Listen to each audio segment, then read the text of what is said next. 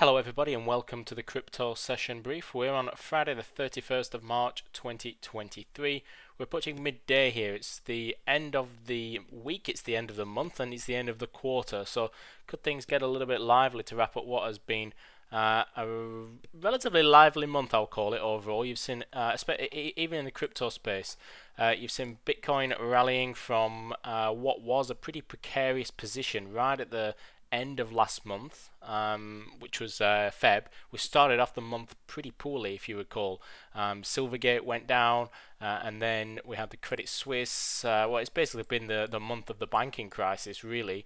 But Bitcoin has not just survived the main downside volatility that we saw across other markets, but it's thrived in some ways and it's held up quite impressively. We've broken out of key resistance, we've stayed above the 50 and the 200-day moving averages, and even over the past, even over this week, we are up, albeit. Let me just double check. I'm probably wrong on that. I think we're down just slightly on the week, but it's really no. I'm just double checking here because I'm getting my bars wrong by looking at it, because this was the start.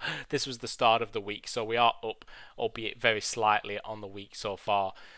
Interestingly, yesterday we rejected off my overhead level of 29,230. You can see a rejection off there. To be honest, this week Bitcoin has been pretty dormant, awaiting major economic news really for its next move, because of low liquidity.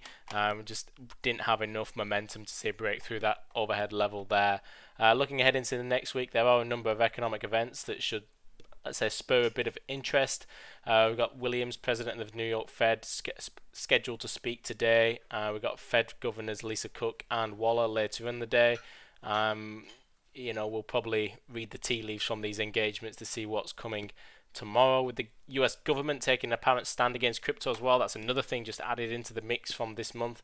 Traders are no doubt looking to see if there's anything that can disprove this and show authorities that they plan to treat the asset class fairly. But even with all that, you've been seeing key support holding up quite well, albeit just stuck in a trading range at the minute.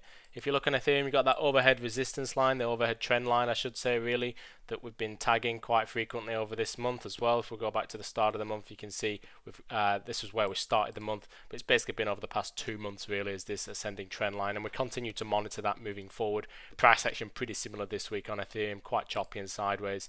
XRP has made some moves to the upside, albeit haven't broken out of what was the high from September, so we're still trading in a range as such, albeit the volatility has certainly picked up this week, well, in the past 2 weeks to be fair, compared to what we'd seen over basically the past 4 or 5 months.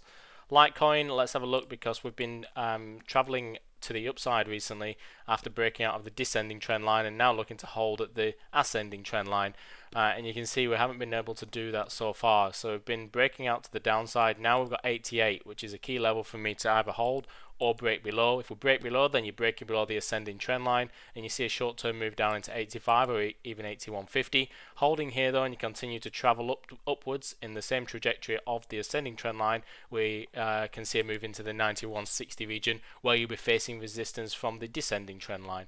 So just watch out for those, because the state of the play is getting a little bit of a triangular pattern forming round about here, usually the signs of a breakout pending. Not too much else for me to add from my end, no major news to bring your way. I'll leave it there for today. Wish you all the best with your trading. Take care and bye for now.